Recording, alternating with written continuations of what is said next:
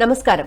ఆయుష్మాన్ భవ కార్యక్రమానికి స్వాగతం. ఈ రోజు ఆయుష్మాన్ భవ కార్యక్రమంలో నాడీపతి అంటే ఏంటి, నాడీపతి వైద్య విధానం గురించి మనకు వివరించడానికి సనాతన వైద్య నిపుణులు, అదేవిధంగా నాడీపతి వైద్య నిపుణులు డాక్టర్ పి కృష్ణరాజు గారు మనతో పాటు స్టూడియోలో సిద్ధంగా ఉన్నారు. వారిని అడిగి మరిన్ని విషయాలు తెలుసుకుందాం. డాక్టర్ గారు నమస్కారం అండి. ఆయుష్మాన్ భవ కార్యక్రమానికి స్వాగతం. డాక్టర్ గారు, ఈరోజు మన టాపిక్ వచ్చి నాడీపతి వైద్యం. అసలు నాడీపతి వైద్యం అంటే ఏంటండి? కొత్తగా వింటున్నట్టుంది. అంటే తెలిసిందే, బట్ ఇప్పుడు పాపులారిటీలోకి వస్తుందా? అసలు ఏంటి అసలు ఇది? పాత వైద్యం అండి. ఇప్పుడు కొత్త ఒక వింత పాత ఒక రోత ఏదో సామెత ఉంది. వేల సంవత్సరాల నాటి వైద్య విధానం ఇది. ప్రపంచంలో మొట్టమొదటి వైద్య విధానం, మొట్టమొదటి మెడిసిన్ ఆయుర్వేదం. ఓకే, వైద్య విధానమేమో నాడీపతి వైద్యము విధానం. ఓకే, మెడిసిన్ వచ్చి ఆయుర్వేదము. ఆయుర్వేదం ఎవరన్నా మాట్లాడినా మనం మెడిసిన్, మొట్టమొదటి వైద్యం మెడిసిన్ ఏంటి అంటే ఆయుర్వేదం. నాడీపతి అంటే it's knowledge of nadis, treated in shuttle body, cure in physical body. దీని కాన్సెప్ట్. ఓకే, దీన్ని హిస్టరీ ప్రకారం చూస్తే దక్షపతి, ఇంద్రుడు ఇస్తాడు ఈ ఫైలు. ఇంద్రుడి నుంచి అగస్త్య మహాముని తీసుకుంటారండి. అగస్త్య మహాముని నుంచి ధన్వంతరి తీసుకుంటారు. ధన్వంతరి నుంచి అశ్విని దేవతలు తీసుకుంటారు. అశ్విని దేవతల నుంచి శరకుడు, అక్కడి నుంచి ఆయుర్వేదం, సుశ్రుతుడు, వాగ్భటుడు. అందుకే శస్త్రచికిత్సలు వేరేగా ఉంటాయి. అందుకే ఏన్షియంట్ ఆయుర్వేదం అంతా కూడా శస్త్రచికిత్సలు, నాడీ విధానం మీద ఎక్కువ ఉంటుందండి. తర్వాత దీన్ని కొన్ని కంట్రీస్ ఈ పార్ట్స్ కింద డెవలప్ చేసుకోవడం జరిగింది. ఓకే, అంటే మన భారతీయులు నాడీ సిస్టమ్ కింద ఉండిపోయింది. చైనీస్ దీన్నే ఒక మెరిడియన్ థియరీలా వాళ్ళు డెవలప్ చేసుకున్నారు.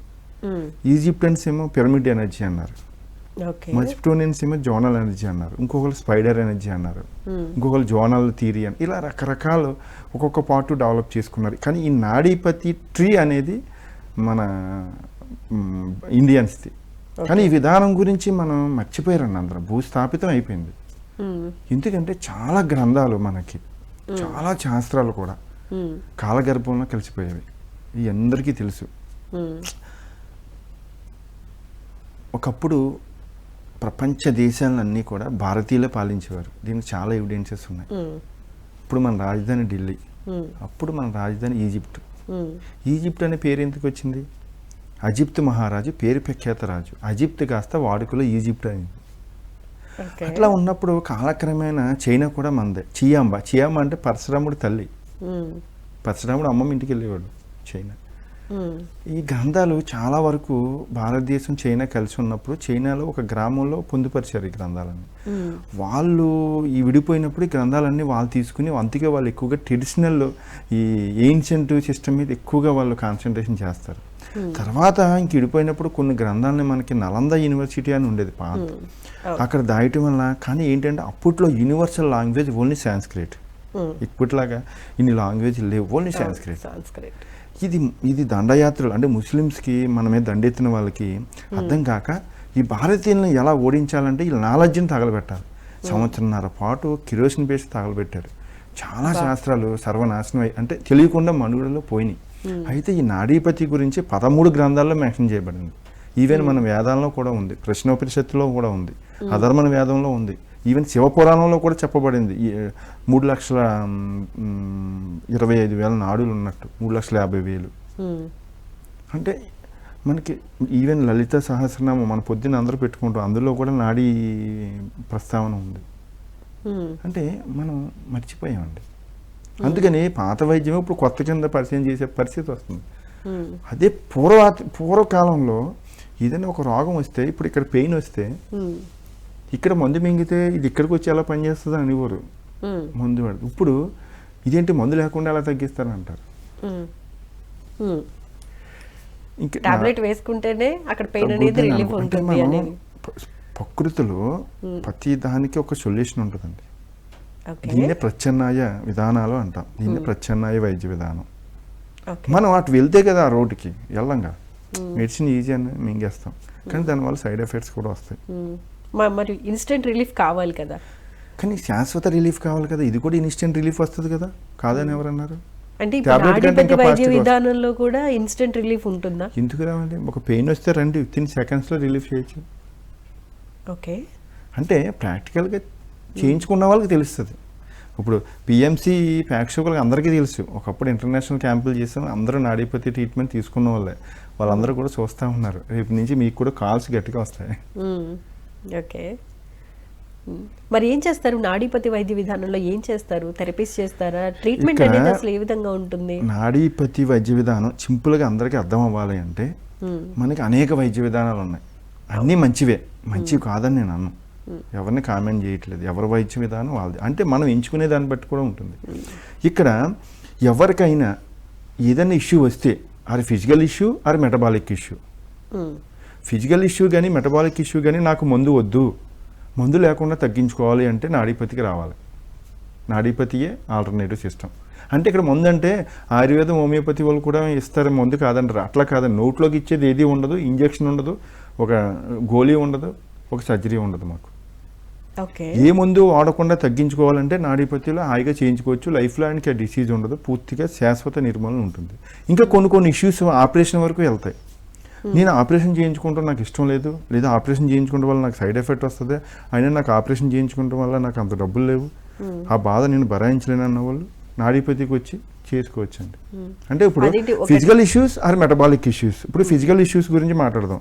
అంటే మనం చేసే పనుల వల్ల కొన్ని యాక్సిడెంట్లు అవుతాయి, ఇంజురీస్ అవుతాయి. ఫర్ ఎగ్జాంపుల్ స్పైనల్ ఇష్యూస్ అవ్వచ్చు, సర్వికల్ అవ్వచ్చు, థొరాసిక్ అవ్వచ్చు, లంబార్ అవ్వచ్చు, స్టినోసిస్ అవ్వచ్చు, అది డిస్క్ బల్జెస్ అవ్వచ్చు, స్కోలియాసిస్ అవ్వచ్చు, కైపోసిస్ అవ్వచ్చు, ఏదైనా కానీ దాన్ని మళ్ళీ మనం అడ్జస్ట్ చేయొచ్చు. అంటే బిఫోర్ ఎంఆర్ఐ రిపోర్ట్ బేస్ చేసుకోవచ్చు. వాడికి ఎవిడెన్స్ తెలియాలిగా, మీకు ఎవిడెన్స్, మీకు ఏ రోగం ఉందనేది నేను డయాగ్నోస్ చేసుకుంటా, కానీ మీకు ఎవిడెన్స్ కావాలి కదా. అందుకని మనం 32 మెథడ్స్ ఉన్నాయి మన దగ్గర డయాగ్నోసిస్ సిస్టమ్స్. అందులో ప్రధానంగా నాడీ డయాగ్నోసిస్. అంటే నాడీ అంటే అందరికీ వాత పిత కఫ, ఇది ఆయుర్వేద డయాగ్నోసిస్. అదే కాకుండా దీంట్లో చాలా డెప్త్ ఉంటుందండి డయాగ్నోసిస్. మనం ఏ టైంలో అయినా డయాగ్నోస్ చేస్తాం. ఇప్పుడు నార్మల్ ఒక పర్సన్ మీ దగ్గరకు వచ్చారు, ఇక్కడ విచిత్రం ఏంటి అంటే ఇక్కడ పేషెంట్ ఎవరు నాకు ఈ ప్రాబ్లం అని చెప్పుకోరు, మా దగ్గర చెప్పకూడదు. అతను ఏ ప్రాబ్లం అనేది మేము చెప్పాలి. మేము చెప్పలేనప్పుడు ఇంక మేమేం ట్రీట్మెంట్ ఇస్తాం? ఇప్పుడు వరకు ఎవరు వచ్చినా మ్యాక్సిమం 90% ఎవరు కూడా ప్రాబ్లం చెప్పరు. మాకు కూడా ఎక్కడ రిసెప్షన్లో కూడా నాకు ఈ ప్రాబ్లం అని అడగరు, మీకు ఏ ప్రాబ్లం అని. అది డయాగ్నోస్ చేయవలసింది మేము డయాగ్నోస్ చేస్తేనే కదా తగ్గించగలను. ఇప్పుడు ప్రాబ్లం ఏంటో మాకు తెలియాలి. ఇప్పుడు నాడీ అనేది ఒక లాంగ్వేజ్ అండి. ఇప్పుడు మీ నాడి పట్టుకోవటం వల్ల మీరు చెప్పరు. ఇక్కడ ఇష్యూ వచ్చింది అంటే పెయిన్ వరకు మాత్రమే మీకు తెలుస్తుంది. కొన్ని ఇష్యూస్ మీకు కూడా తెలియదు. కానీ ఈ నాడి అనే శబ్దం, ఈ బీటింగ్ అనేది ఆ లాంగ్వేజ్, ఆ కోడ్ లాంగ్వేజ్ మాకు అర్థమవుతుంది. అంటే ఎగ్జాంపుల్ చెప్తున్నాను. ఈయనకి ప్రీవియస్గా ఏ ఇష్యూ ఉంది, ప్రజెంట్ ఏ ఇష్యూ ఉంది, ఫ్యూచర్లో ఏ ఇష్యూ వస్తుంది, ఇతను ఆహారం ఏది తింటున్నాడు, ఏది తినడం లేదు, అలాగే ఇతను ఆర్గాన్ కండిషన్ ఎలా ఉంది, అలాగే ఈ బాడీలో ఎలిమెంట్స్ ఎట్లా ఉన్నాయి, హీట్ ఉందా, డ్రైనెస్ ఉందా, కోల్డ్ ఉందా, విండ్ ఉందా, డ్రైనెస్ ఉందా, ఇలాగ ఆర్గాన్లో మళ్ళీ ఎలాంటి స్థితి ఉంది, అలాగే బాడీ టాక్సిక్ ఎక్కడెక్కువ ఉన్నాయి, ఏది చేయాలనేది మాకు ఒక అవగాహన వస్తుందండి. నాకు దాన్ని బట్టి అతని నాలెడ్జ్ ప్రకారం వివరించి చెప్పడం జరుగుద్ది. ఇందులో కొంతమంది ఒప్పుకుంటారు, కొంతమంది ఒప్పుకోరు. తర్వాత మనం చెప్పాక ఆయన తెచ్చుకున్న రిపోర్ట్స్ చూడటం జరుగుతుంది. లేదంటే మళ్ళీ టెస్ట్ చేయించి రమ్మంటాం. అయ్యే మనం చెప్పినవి అందులో ఉంటాయి. ఈ విధంగా ఉంటుంది మాకు డయాగ్నోసిస్. దీంట్లో 32 మెథడ్స్ ఉన్నాయండి డయాగ్నోసిస్లో. ఒకటి ఏంటంటే నాడి మెయిన్ ప్రధానం. అదేవిధంగా మన నెయిల్స్ కూడా చూసి చెప్పచ్చు. అందుకే అందాన్ని అద్దంలో చూసుకోవాలి, రోగాన్ని గోళ్ళలో చూడాలండి. ఒక గోరి స్థితిని బట్టి మనకి భవిష్యత్తులో ఏ ఇష్యూ వస్తుంది, ప్రజెంట్ ఏ ఇష్యూ వస్తుందని చక్కగా మనం చెప్పవచ్చండి. ఇది నేను కనిపెట్టింది కదండి, ఆల్రెడీ ఉన్న శాస్త్రం ఇది. అలాగే టంగ్ని బట్టి చెప్పచ్చు. అంటే నెయిల్స్ ఎలా ఉంటే ప్రాబ్లం ఉన్నట్టు దీంట్లో చాలా డెప్త్ అండి. ఒక నెయిల్ని చూసి ఒక్కొక్క నెయిల్ ఒక్కొక్క ఆర్గానిక్ కనెక్ట్ అయి ఉంటుంది. చాలా డెప్త్ ఉంటుందండి. ఏ నెయిల్ డ్యామేజ్ అయిందో, లేకపోతే ఈ గీతలు, సారలు, దీంట్లో ఉన్న స్ట్రెంత్, ఇవన్నీ చెప్పచ్చు. కొన్ని పుచ్చిపోతాయి. మన గోరు పుచ్చిపోయింది అనుకుంటాం, దానికి ఒక ఆర్గాన్ కనెక్ట్ అయి ఉంటుంది. ఇప్పుడు ఫర్ ఎగ్జాంపుల్ అండి, డయాబెటిక్ ఉంటే కాలు లెఫ్ట్ గోరు కొంచెం కలర్ చేంజ్ అవుద్ది. అలాగే లివర్ ఇష్యూస్ ఉంటే కొన్ని రకాల దెబ్బల వల్ల కూడా నెయిల్ అవుద్ది. అనేది చేంజ్ దెబ్బల వల్ల వచ్చే ఇష్యూ వేరండి, దెబ్బల వల్ల జరిగే ఇష్యూ వేరు, అది మనకు అర్థం అవుతుంది. అవును, దెబ్బల వల్ల ఇష్యూస్ వచ్చే వేరు, న్యాచురల్గా ఉన్నది వేరు, అది మేము తెలుసుకుంటాం, అది పెద్ద ఇష్యూ ఏం కాదండి. ఇప్పుడు వచ్చే పర్సన్ ఎవరనేది ఈజీగా చెప్పగలం, అలాగే గోరుని చూసి అది దెబ్బ తగిలితే వచ్చిందా ఇంకోలా వచ్చిందా అనేది మేము తెలుసుకుంటాం కదా. అంటే మీకు తెలియకపోవచ్చు, వ్యూయర్ అంటే ప్రేక్షకుడు అనుకుంటాడు కదా, జనరల్ గా ఇప్పుడు ఏదైనా దెబ్బ ఇంతకు ముందు ఎప్పుడో తగిలి ఉండొచ్చు, కానీ అది స్టే అయిపోతూ ఉంటుంది. ఎన్ని దెబ్బలు 20 గోర్లకి దెబ్బలు తగులుతాయి, తగలవు. మీరు 20 గోర్లు చూసుకోవచ్చు కదా, ఏ గోరు చూసినా మొత్తం స్థితి చెప్పచ్చు. ఓకే, అలాగే దేనికి సెపరేట్గా చేయొచ్చు. అంటే ఒక లాజిక్ ఉంటుందండి. అక్కడ ఇష్యూ ఉందంటే అది ఒక నెయిల్ చూస్తాం, ఒక ఈడికి ఇష్యూ, దానికి బేస్ మళ్ళీ టీత్ని చూసుకోవచ్చు. టీత్ కూడా మనకు 32 టీత్ కూడా మన ఆర్గాన్స్ మొత్తం బాడీ టీతే చెప్తాయి. ఇది డెంటిస్ట్ కూడా తెలియని రహస్యం అండి. ఇది సనాతన ధర్మంలో వైద్య విధానాలు తెలియాలని ఏం రూల్ ఉంది? అంతే కదా. పోనీ ఈ టీత్ కూడా మీరు అన్నట్టు యాక్సిడెంట్ అయ్యి పళ్ళు ఊడిపోయి అప్పుడు నాలుకని చూసుకోవచ్చుగా. ఓకే, నాలుకని చూస్తా, పోన్లేండి ఇటు నాలుకని సరిగ్గా శుభ్రం చేసుకుంటలేదు, ఏదో తినేసి వచ్చాడు తెలియట్లేదు అంటే కన్నుని చూసుకోవచ్చుగా. మీకు టాలీ అవును, కన్నుని చూసుకోవచ్చు కదా. కన్ను చూస్తే ఒకవేళ కన్ను ఈ కన్ను కూడా సరిగ్గా బాగాలేదు అనుకుందాం, అప్పుడు నాడి చూసుకోవచ్చుగా. ఇవన్నీ ఏంటంటే ఒకదానికి ఒకటి బ్యాలెన్స్ చేసుకుంటామండి. ఇప్పుడు కోర్టుకి వెళ్తామండి, పోలీస్ స్టేషన్కి, అటు తప్పు చేసాడా లేదనేది సాక్ష్యం అడుగుతారు. అలాగే ఇప్పుడు గోరు ఏదో చెప్పిందని నేను దాన్ని నమ్మను, మళ్ళీ అంటే ఇంకొకరిని అడుగుతా, మళ్ళీ టంగని అడుగుతా, బాబు కరెక్టేనా నీకు అది అది చెప్తున్నారు.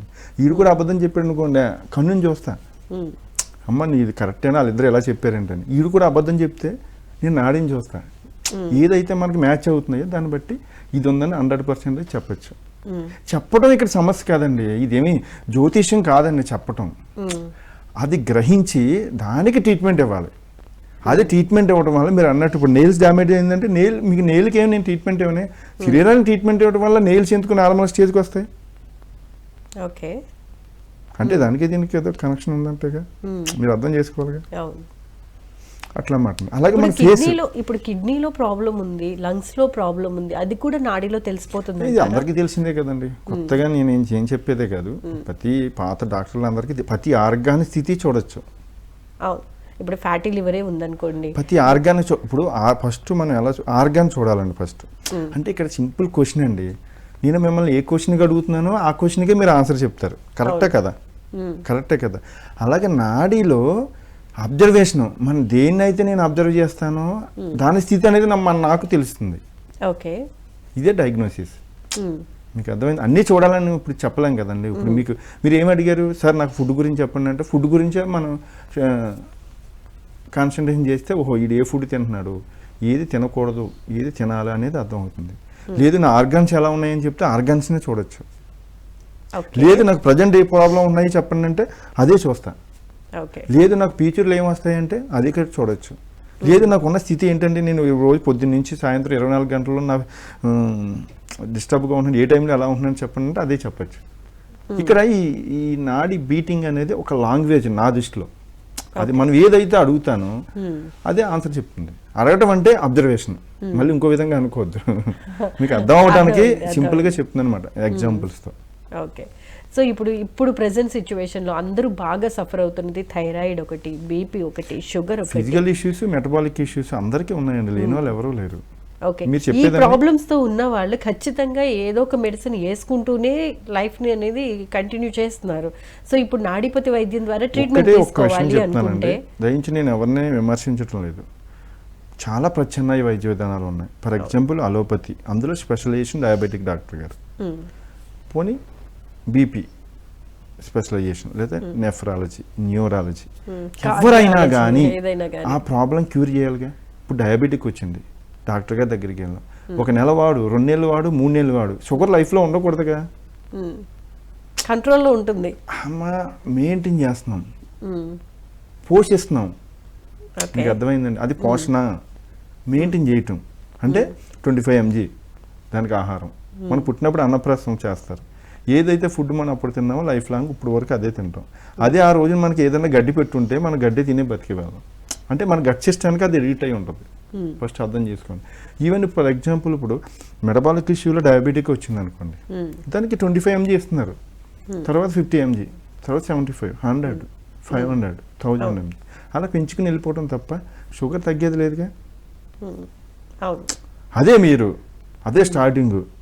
అంటే వాళ్ళ థియరీ వాళ్ళదండి, వాళ్ళ థియరీ వాళ్ళది కరెక్టే. ఇప్పుడు మనం వెళ్ళే ప్రయాణం అండి, ఇప్పుడు ప్రయాణించాలంటే కొంతమంది బస్సులో వెళ్తాం, కొంతమంది బండి మీద వెళ్తాం, కొంతమంది ఫ్లైట్లో వెళ్తాం, ఎవరిష్టం వాళ్ళది.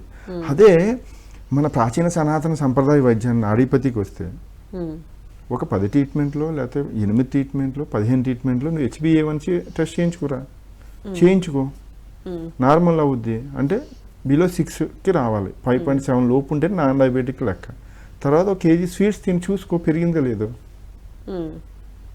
అంటే అది రిజర్మినేషన్ అవుతుందండి, స్టార్టింగ్ స్టేజ్లో ఉంది కాబట్టి అది రిజర్మినేషన్ అవుతుంది. అదే ప్రక్రియ మనం వీళ్ళు మెడిసిన్ ఇస్తారు, ఎవరిది తప్పు కాదు. అదే ఆయుర్వేదం అయితే ఒక మూలికో పసరో వాళ్ళకి ఎవరి థీరీ వాళ్ళది. అయితే ఇక్కడ ఏంటంటే మనది ప్రత్యామ్నాయ వైద్య విధానం, మనకి ఏ మెడిసిన్ వద్దు, ఏం వద్దు, మనం న్యాచురల్గా తగ్గించుకుందాం అంటే డెఫినెట్గా రావచ్చు. చాలామంది ఉన్నారు ఇక్కడ. ఇప్పుడు దీని గురించి పబ్లిసిటీ చేసి అంత అవసరం లేదండి, ఎందుకంటే ఈ నాడీపతి ఉన్నది ఎవరో ప్రపంచంలో నేనే. ఇంకా నాకు పబ్లిసిటీ ఎందుకండి, వచ్చిన వాళ్ళు చేస్తే సరిపోతుంది. మీరే అంటే మరి ఇంతకు ముందు ఉన్నప్పుడు, ఇంతకు ముందు నుంచే సనాతనంగా వస్తున్నప్పుడు మర్చిపోయాం కదమ్మా, ఈ విధానాన్ని ప్రపంచానికి పరిచయం చేసిన వ్యక్తి నేనే. అసలు ఈ నాడీపతి అనే విధానాన్ని తీసుకొచ్చింది, దీని మీద పేటెంట్ ఫైల్ చేసేది కూడా నేనే. ఈ నాడీపతిలో ఎవరైనా సింపుల్ చూసుకోండి, ఒక రోగం ఉంది అంటే ఒక అలోపతి డాక్టర్ గారి దగ్గరికి వెళ్తే ఆయన ఆ మెడిసిన్ ఇస్తారు, అంతేగా. హోమియోపతి డాక్టర్ గారి దగ్గరికి వెళ్తే ఆయన హోమియోపతి పిలిచి ఇస్తారు. ఆయుర్వేదంకి వెళ్తే ఆయుర్వేదం హెర్బల్స్ కానీ అవే ఇస్తారు. కానీ మన దగ్గర ఏంటంటే 202 థెరపీస్ అండి, అన్నీ ఆల్టర్నేటివ్ థెరపీస్. అంటే ఆ రోగానికి ఏ థెరపీ చేస్తే తగ్గుతుంది అనేది ఆ థెరపీని ఎంచుకుని చేయడం జరుగుతుంది. ఇదే నాడీపతిలో ఒక ప్రత్యేకత. అంటే అసలు మీరు ఈ వేలోకి ఎందుకు రావాలనిపించింది మీకు? అంటే నాదన్నీ కూడా రీసెర్చ్ మైండ్. ఇప్పుడు వచ్చి 32 మెథడ్స్ చేశానండి. నేను చేసిన సబ్జెక్టు ప్రపంచంలో అది నేను ఒక్కడిని మాత్రమే ఎవరు చేసింది కాదు. స్టార్టింగ్ సబ్జెక్టు నాడీపతి, లాస్ట్ సబ్జెక్ట్ ఇప్పుడు ఆవుని చిన్న సైజ్ చేశా. 5 అడుగులు ఉండే ఆవుని కాస్త 1 feet 2 feetకి తెచ్చా. ఇది ఇప్పుడు ఆవుని ఎవరన్నా మానవ మాతృ వల్ల అవుద్దా? 5 అడుగులు ఆవు ఏంటి, ఆవుని ఇంట్లో తిరిగిలాగా 1 feetకి చేయటం ఏంటి? ఆలోచించండి. ఆవుల్ని నేను చిన్న సైజ్ ఆవులకి తీసుకొచ్చాను అని చెప్పి అసలు ఎందుకు చేయాలనిపించింది ఆ ప్రయోగం మీకు? యాక్చువల్లీ నాది ఫస్ట్ రీసెర్చ్ నాడీపతి, తర్వాత గ్రోత్ మీద రీసెర్చ్ చేశాను, హైట్ పెంచడం. ఇప్పుడు భూమి మనకి 10 అడుగులు డౌన్ అయిపోయిందండి. పెద్ద పెద్ద చెట్లు ఉండే చిన్నప్పుడు, ఇప్పుడు ఆ చెట్లే కనిపించట్లే. ఈ యానిమల్స్ పెద్ద పెద్దగా ఉండేవి, చిన్న చిన్న యానిమల్స్ వచ్చాయి. అలాగే మా తాతలు అందరూ కూడా చిన్నప్పుడు అనేవారు 9 అడుగులు 10 అడుగులు ఉండే, ఎవరు కనిపిస్తున్నారు? అయితే నాకు స్పోర్ట్స్ అంటే చాలా ఇష్టం, నేను స్పోర్ట్స్ మ్యాన్ని. ఒలింపిక్స్లో ఎందుకు మెడల్ రావట్లేదు? హైట్ తగ్గిపోయారు. అదే మన వాళ్ళు ఒక్కొక్కడు 10 అడుగులు ఉంటే బాస్కెట్బాల్ కొన్ని ఈవెంట్లో మనకు గోల్డ్ మెడల్ వస్తుంది కదా. అయితే ఇక్కడ ఏంటంటే మన తవ్వకాల్లో రావణాసుడు 180 అడుగులు ఉన్నాడు, భీముడి కొడుకు 120 అడుగులు ఉన్నాడు, రాముడు 34 అడుగులు, సీతాదేవి 18 అడుగులు. ఇవన్నీ స్కెలిటన్ దొరికినాయి కదా. అంటే మన జీన్లో అంతవరకు ఉంది, కానీ జీవ పరిణామ క్రమంలో తగ్గిపోయాం. అవును, తగ్గిపోతుంది. మళ్ళీ హైట్ ఎందుకు పెంచకూడదు అన్న కాన్సెప్ట్లో దిగాం. అయితే చేయొచ్చు. ఇప్పుడు ఫర్ ఎగ్జాంపుల్ ఇప్పుడు ప్రపంచానికి హైట్ ట్రీట్మెంట్ ఇచ్చేది నేను ఒక్కనేనండి, ప్రాక్టికల్గా ఎక్కడ లేదు. ఎలాంటి మెడిసిన్ లేకుండా నా దగ్గర 2 అడుగులు 3 అడుగులు పెరిగిన వాళ్ళు ఉన్నారు. యూట్యూబ్ వీడియోస్ కూడా ఉన్నాయి. సటాన్ ఏజ్లో అంటే గ్రోత్ హార్మోన్స్ని స్టిమ్యులేట్ చేయటం వితౌట్ మెడిసిన్. ఇది నా రీసెర్చ్ మాత్రమే. అలాగని ఎవరికి తెలియని రహస్యం ఇది. నా స్టూడెంట్స్ కూడా 500 మంది ఉన్నారు, కానీ ఎవరు చేయలేరు ఇది. ఎందుకో మన హ్యాండ్కే అది నాకు వర్కౌట్ అయిందని నేను అనుకుంటున్నా. సేమ్ టెక్నిక్ వేరే ఒకటితో చెప్పినా కానీ అది గ్రోత్ అవ్వట్లేదు వాళ్ళు. ట్రై చేసి చూసారా? ఉంటుంది కదండి ఎవరి ఎక్స్పీరియన్స్ వాళ్ళది. సరే, అయితే మనుషులు చేయాలి అంటే ఇప్పుడు ఫర్ ఎగ్జాంపుల్ మీ జీన్ 5 feet, మీ పుట్టే అబ్బాయికి 6 feet చేయొచ్చు, 1 feet పెరిగా. మళ్ళీ ఆడి పుట్టే అబ్బాయికి ఇంకో 1 feet చేయొచ్చు, 7 feet అవుతాడు. వాళ్ళు పుట్టే అబ్బాయికి 8 feet చేయొచ్చు, వాళ్ళు పుట్టే అబ్బాయికి 9 feet. ఇలా 7 జనరేషన్ అంటే 1400 సంవత్సరాలు పట్టింది.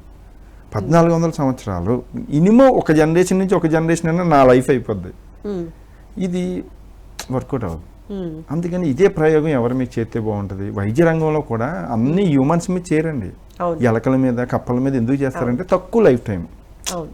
ఇప్పుడు 100 సంవత్సరాలు మనకి ఈక్వల్ టు వాళ్ళు 1 years వస్తారు, లేదా 1 month చూస్తారు. అదేవిధంగా ఆవుల మీద చేద్దామని ఒంగోలు ఆవుల మీద మొదలు పెట్టాను.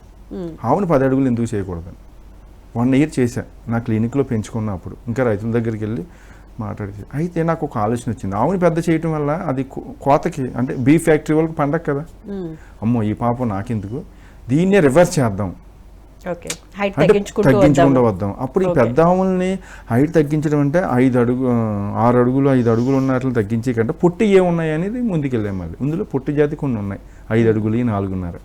వాటిని తీసుకుని ఫస్ట్ వాటిని నుంచి ఇంకోటి పుట్టించడం. పుట్టినప్పుడు ఈ హైట్కి ఏ విధమైన ట్రీట్మెంట్ ఇస్తాను, నీడిల్స్తో ఇస్తాను నేను ఆక్యుపంక్చర్, అది మీ అర్థం అవటానికి. ఇప్పుడు అలోపతి వాళ్ళు కూడా అలోపతి మెడిసిన్స్ ఎలా ఇస్తారో ఆయుర్వేదంలో కూడా అదే మెడిసిన్ ఇస్తారు. అలాగని అది అలోపతి కింద కాదు, అలాగని సూది వేస్తున్నామని అది ఆక్యుపంక్చర్ కాదండి. దీని థియరీ ఈజ్ డిఫరెంట్. అంటే నా టెక్నిక్ ఇది, అందరు ఆక్యుపంక్చర్లకి తెలిసేది కాదు ఇది. ఇది పుట్టినప్పుడు ఒక గ్రోత్ పెరగకుండా ఒక నీడలు వేయటం వల్ల అది లైఫ్లో 1 feet పెరిగితే అది 1 inch మాత్రమే పెరుగుద్ది. అలా హైట్ తగ్గించా. అంటే స్టార్టింగ్ 4 to 5 feet ఉండే యానిమల్ని ఒక జనరేషన్ 4.5కి తెచ్చా. ఆ 4.5 నుంచి మళ్ళీ కొన్ని వాటిని పుట్టించి అందులో బెస్ట్ ఒక 100 పుట్టించుకోనండి. అందులో బెస్ట్ 2 సెలెక్ట్ చేసుకుని ఆ రెండింటి నుంచి ఇంకొన్ని ఒక 200 పుట్టించి 4 అడుగులు, మళ్ళీ 4 అడుగుల్లో బెస్ట్ తీసుకుని 3.5కి హైట్ నెక్స్ట్ జనరేషన్, మళ్ళీ 3.5 నుంచి బెస్ట్ తీసుకుని 3 అడుగులు, తర్వాత 2.5 అడుగు వరకు తీసుకొచ్చా. ఇక్కడ ఇంకోటి ఏంటంటే ప్రక్రియ, మన ప్రకృతిని బట్టి మన బాడీలో మ్యూటేషన్ జరుగుద్ది. ఈ రీసెర్చ్ స్టార్టింగ్ కొన్ని ఆవుని హిమాలయాలు పంపించాం, మన పిరమిడ్ వాళ్ళకి ఇంట్రెస్ట్ అడిగితే స్వామీజీలకి అయ్యి. అక్కడ మన ఆవు పుట్టిన తోటకు బొచ్చు ఎక్కువ వచ్చింది. ఇదేంటి, ఆవు జీన్లోనేమో బొచ్చు లేదు, కానీ అక్కడికి వెళ్తే బొచ్చు వచ్చింది ఏంటనేది అదొక నాకు ఐడియా. భూమికి సమాంతరం ఉన్న ప్రాంతంలో ఉన్న ఆవులకి పెద్ద పెద్ద కాలు పుట్టినాయి. అంటే భూమిని నడాలంటే దేవుడు ఆటోమేటిక్గా పెద్ద కాలు ఇస్తాడు. కొండ ప్రాంతం ఉన్న వాటికి చిన్న చిన్న పుట్టినాయి. కొండ ఎక్కాలంటే పొట్టుడే ఎక్కగలడు. అలాగే లోతట్టు ప్రాంతం, సముద్రానికి లోతట్టు పెద్ద నెక్క పెద్ద పెద్ద కాళ్ళు పుట్టాయి. ఎందుకంటే ఆ లోతట్టు ఆకులని అందుకోవాలంటే పెద్ద పెద్ద కాళ్ళు ఉండాలి. అంటే ఇది జీన్, అంటే ప్రకృతిని బట్టి మన బాడీలో జీన్ చేంజ్ అవుతుంది.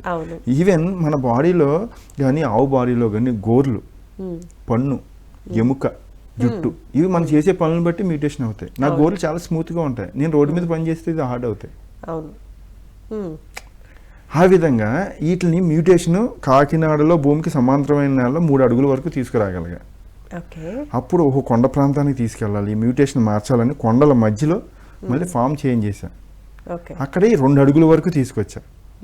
ఈ 2 అడుగుల నుంచి ఇప్పుడు మన అవసరాలు ఏంటి, ఇండోర్ అంటే టైల్స్ వాతావరణానికి అట్లకి జీన్లో బాడీలో ఇంజెక్ట్ అయిపోవాలి. ఓన్లీ అపార్ట్మెంట్లోనే వీటిని పెట్టి అపార్ట్మెంట్లోనే పెరుగుతాయి, అపార్ట్మెంట్లోనే పుడతాయి. పుట్టే దూలకి టైల్స్కి అతుక్కునే విధంగా దాని డెక్కలు అంటే గోర్లు తయారైనవి.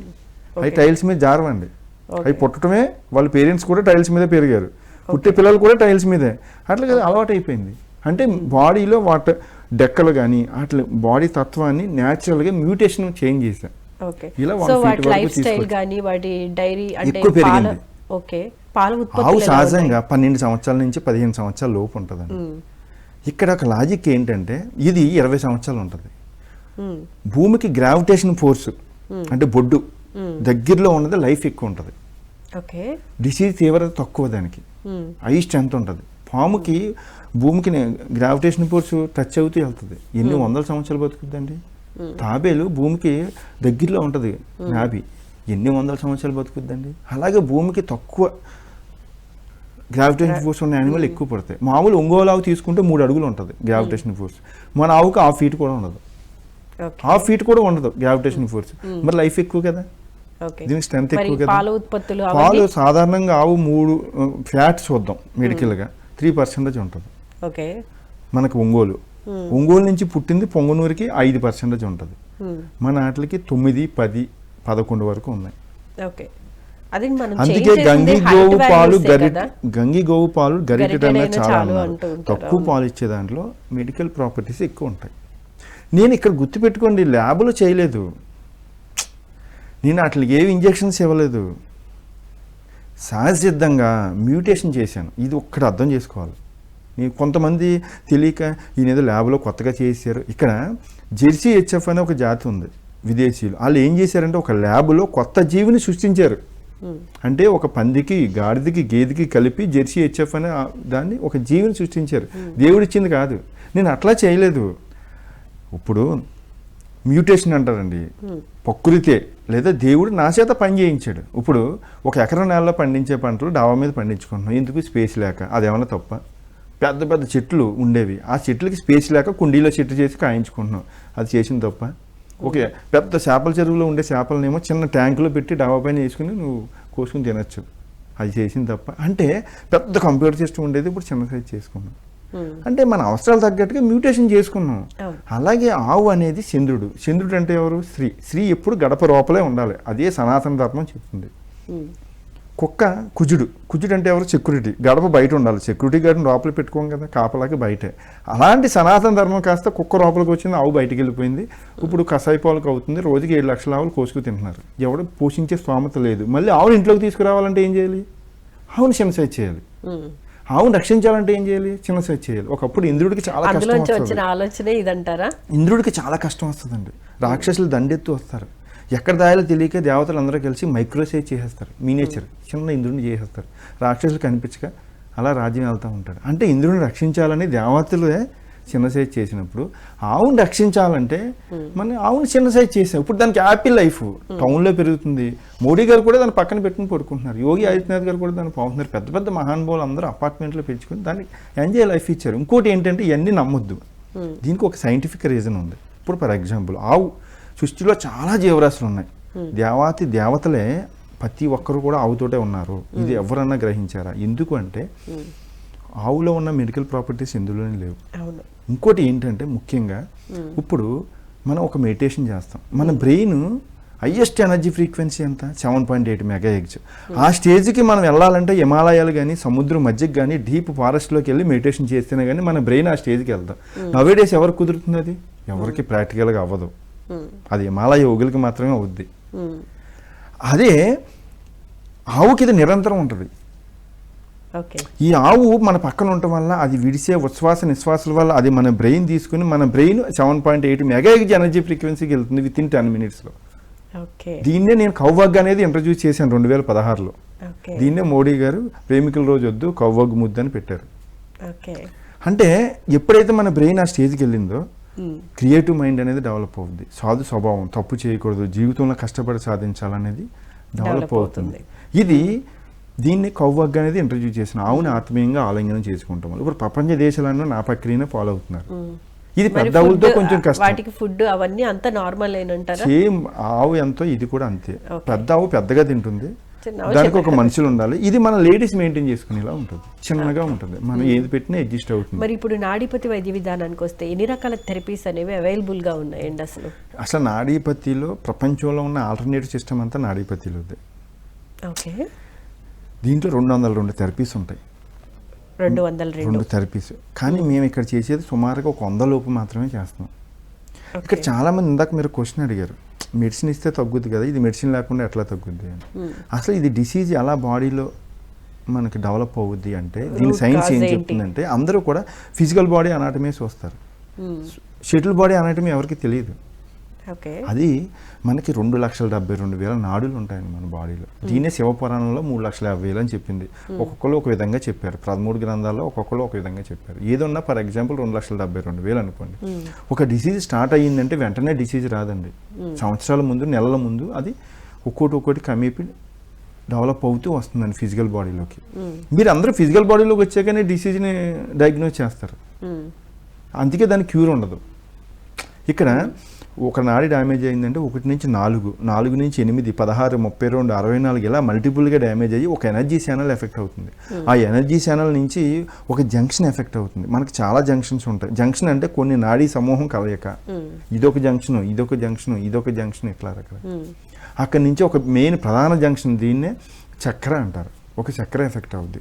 ఈ చక్ర నుంచి ఫిజికల్ బాడీలో ఒక గ్లాండ్కి ఎఫెక్ట్ అవుద్ది. 7 చక్రాస్ ఎలాగో 7 గ్లాండ్స్ ఉంటాయి. ఈ ఫిజికల్ బాడీలో గ్లాండ్స్ నుంచి ఆర్గాన్కి ఎఫెక్ట్ అవుద్ది.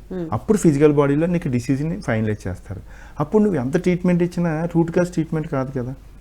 అయితే మనం ఎక్కడి నుంచి డ్యామేజ్ అయిందో దాన్ని రెక్టిఫై చేసే ప్రక్రియ మనది. అలాగే మెయిన్ ప్రధానంగా డిటాక్సిఫికేషన్ అంటే వ్యర్థాల నిర్మూలన. మన శరీరంలో ప్రతి ఆర్గాన్ని క్లీనింగ్ ప్రాసెస్ అనేది ఉంటుంది. సహజంగా మన ప్రకృతి పంచభూతంతో కూడుకుందండి మన బాడీ. మనకి గాలి అంటే ప్రకృతిలో గాలి ఏది పోతే మనకి శ్వాస సంబంధించిన రోగాలు వస్తాయి. ప్రకృతిలో నీరు 70% ఉంది. మన బాడీలో తాగే నీరు కూడా 70% తాగాలి. ఈవెన్ బాడీలో ఒక బ్లడ్ సెల్ తీసుకుంటే దాంట్లో 70% లిక్విడ్ ఉంటుంది.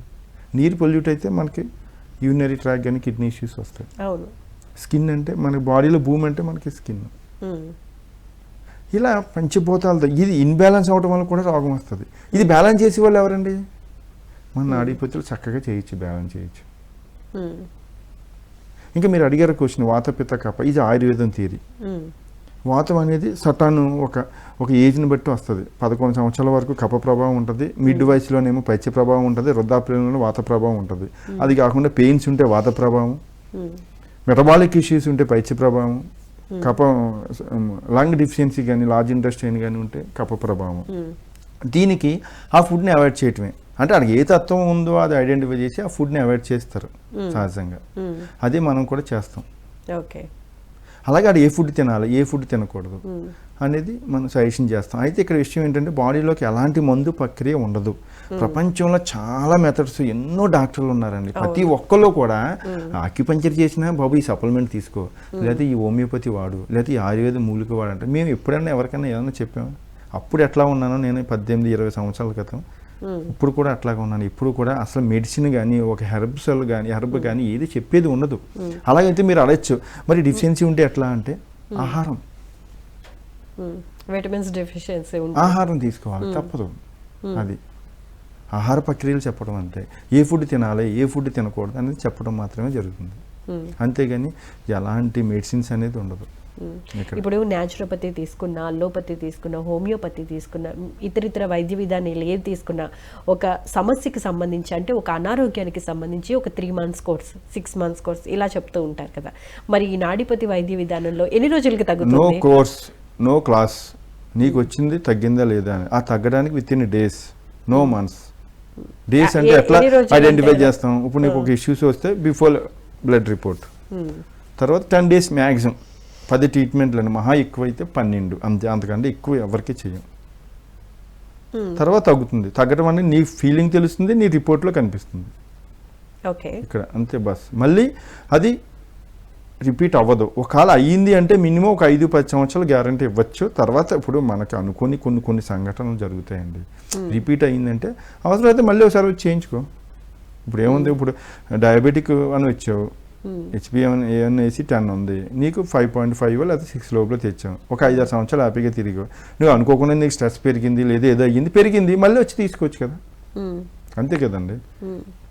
అట్లా మీరు చేసే మిస్టేక్స్ వల్ల రిపీట్ అవుతుందేమో తప్ప సహజంగా బాడీ రిజర్వేషన్ అంటూ ఒకసారి అయితే ఇక్కడ ఫిజికల్ ఇష్యూస్, మెటబాలిక్ ఇష్యూస్ అని 2 ఉంటాయి. ఇప్పుడు ఫిజికల్ ఇష్యూస్ ఫర్ ఎగ్జాంపుల్ ఇప్పుడు స్పైనల్ ఇష్యూ ఉంది, సర్వికల్ స్పాండిలైటిస్ ఉంది, అదే డిస్క్ కంప్రెషన్ ఉంది. దానికి కొన్ని మొబిలైజేషన్ టెక్నిక్ ఉంటుంది, కొన్ని మ్యానిపులేషన్, వేదిక థెరపీ లేదా కప్పింగ్ థెరపీ, ఇలా డిఫరెంట్గా. అంటే దాన్ని అడ్జస్ట్ చేయటమే. ఐరన్ రాడ్ ఉంగిపోయింది అనుకోండి, వాడు ఏం చేస్తాడు, మళ్ళీ దాన్ని సరి చేస్తాడు సమానంగా. అలాగని బాడీని సమానం కాదండి, ఏది ఏముందో డిస్క్ని మళ్ళీ అడ్జస్ట్ చేయటమే. ఇది ఫిజికల్ ఇష్యూ. ఏదైనా కానీ నీ పెయిన్స్ అవ్వచ్చు, స్పైనల్ ఇష్యూస్ అవ్వచ్చు. అలాగే మెటబాలిక్ ఇష్యూస్ ఉన్నాయి. మీరు అంటున్నారు డయాబెటిక్కి ఆక్యుపంచర్లో అద్భుతమైన విధానం ఉంది. ఇది ఇక్కడ ఆక్యుపంచర్ అంటే ఆక్యుపంచరిస్టులు అందరూ చూస్తారు, అదేంటి నేను ఎలా చెప్తున్నాను, వాళ్ళ మెథడ్ వేరు, మాది వేరు. ఇదంతా నాడీపతి method. No medicine, no injection. దీని థియరీయే వేరు, నో సర్జరీ.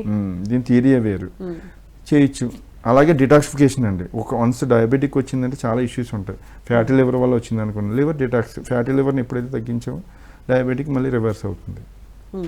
అంటే ఒక వ్యాధికి చాలా కారణాలు ఉంటాయండి. ఆ మూల కారణాన్ని కనుగొని దాన్ని ట్రీట్మెంట్ ఇచ్చి వల్ల ఇది బాడీ మళ్ళీ రిజర్వేషన్ చేసే ప్రక్రియ, రిపేరింగ్ సిస్టమ్ అంతే, న్యాచురల్గా, ఎలాంటి మందు అయ్యి లేకుండా. ఓకే, సరే. ఏదో ప్రాబ్లం వచ్చింది, అనారోగ్యం వచ్చిందండి, ట్రీట్మెంట్ తీసుకుంటున్నారు. సో తీసుకుని అలసిపోయారు, తగ్గట్లేదు. ఇప్పుడు మీరు చెప్పినట్టు షుగర్, థైరాయిడ్, బీపీ ఇలాంటివి కంటిన్యూగా మెడిసిన్ వాడుతూ ఉంటారు. కొన్ని సంవత్సరాలకు వచ్చేసరికి ఒక 2-3 ఏళ్ళు వాడిన తర్వాత ఎందుకు మందుల మీద బతకాలి, సో వేరే వైద్య విధానం ఏమీ లేదా అంటే మరి ఈ నాడీపతి వైద్య విధానం సహకరిస్తుందా?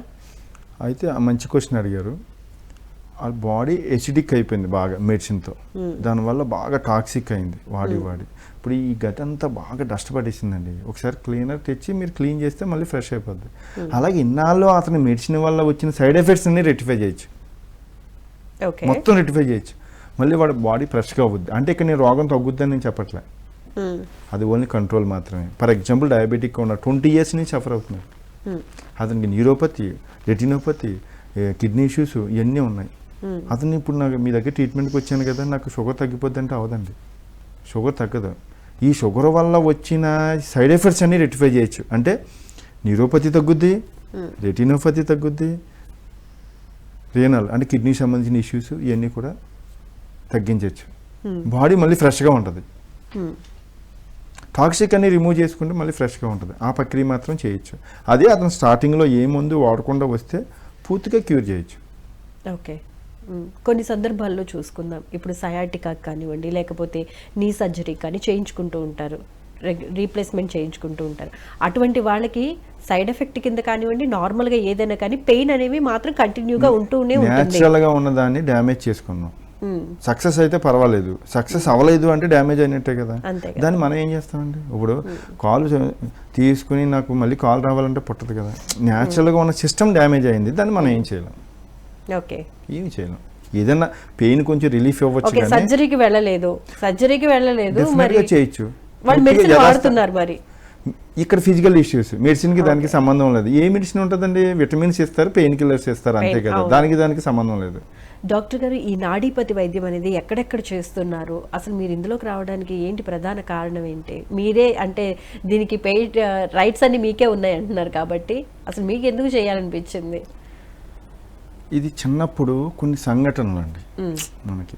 నాకు బాగా గుర్తు, బాగా చిన్నప్పుడు మాకు మా తాతయ్య గారు ఒకసారి కూర్చుంటే ఒక హోమియోపతి డాక్టర్ గారు వచ్చారు. ఏదో చిన్న మెడిసిన్ పొట్లం కట్టిస్తున్నారు, అది ప్లహరీలాగా ఆకులు కడతారు కదా కొబ్బరి ఆకులతో. అప్పుడు ఒక ఆవిడ ఇలా దంచుతుంది అనమాట. ఆవిడ ఎక్కువ దగ్గుతుందండి.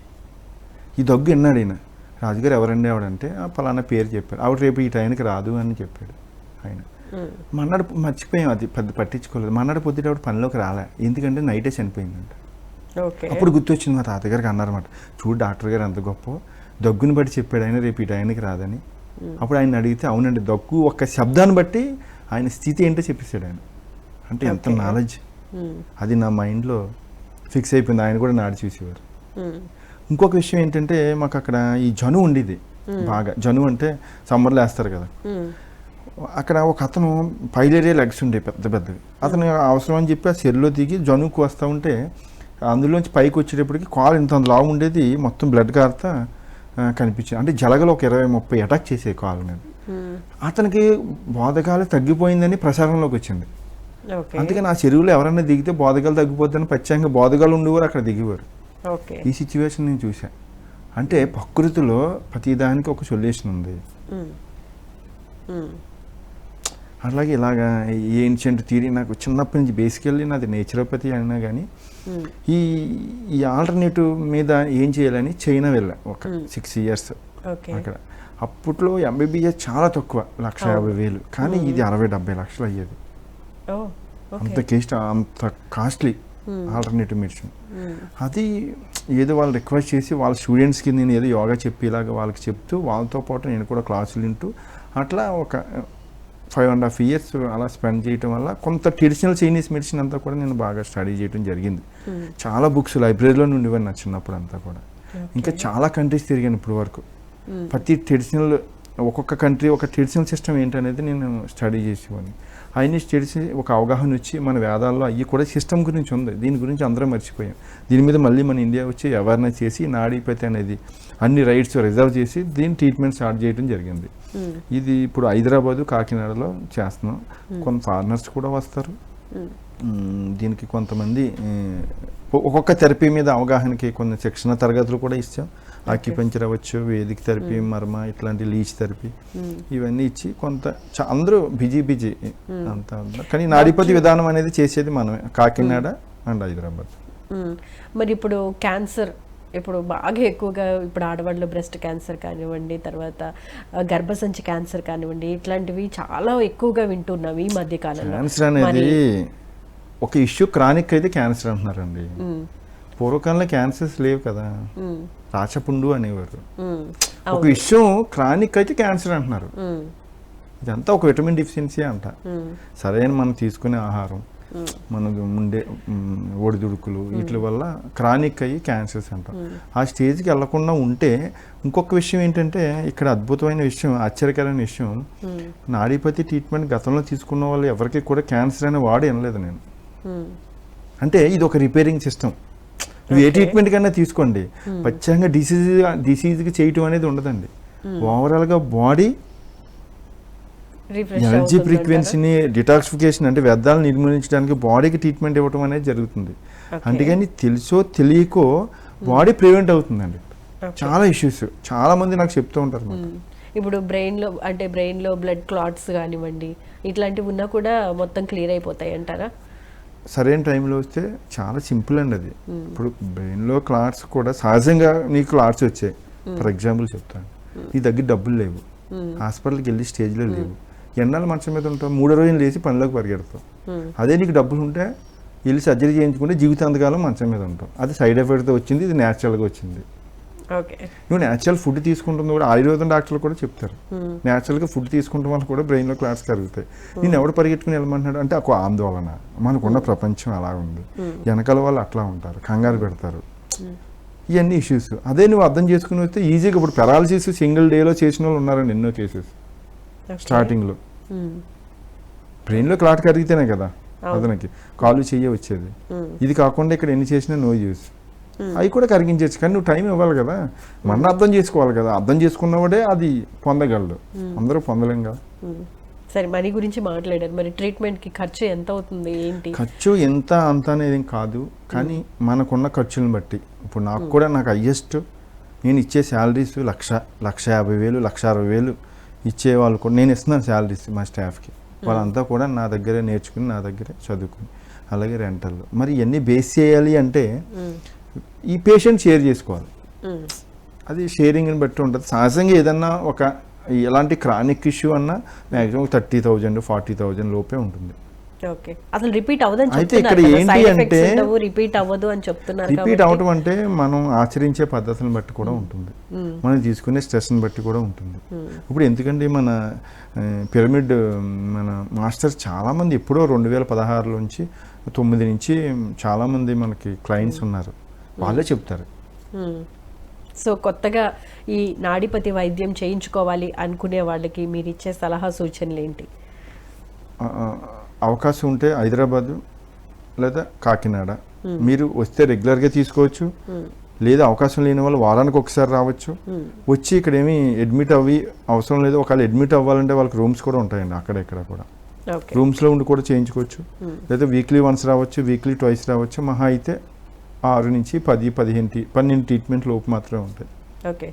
సహజంగానే తగ్గించుకోవచ్చు. అతనికి ఫీలింగ్ తెలుస్తుంది, మన రిపోర్ట్స్ కూడా బేస్ చేసుకోవచ్చు. సో ప్రాబ్లం ఏదైనా సరే సైడ్ ఎఫెక్ట్స్ ఏమీ ఉండవు, ఎటువంటి మెడిసిన్ ఇవ్వరు, ఎటువంటి ఇంజెక్షన్స్ ఇవ్వరు, సర్జరీకి వెళ్ళే ఛాన్సే లేదు.